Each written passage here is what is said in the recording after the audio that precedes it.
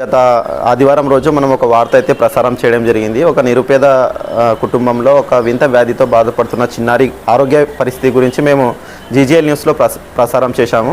స్పందించినటువంటి విశాల హృదయాలు కలిగినటువంటి వ్యక్తులు మనకు ముగ్గురు. ఒక వ్యక్తి గిరి అనే వ్యక్తి మిగినూరు నుంచి, రెండో వ్యక్తి అన్సర్ బాషా గోనెగండ్ల, ఇంకో వ్యక్తి మా అక్క ఫాతిమాబి.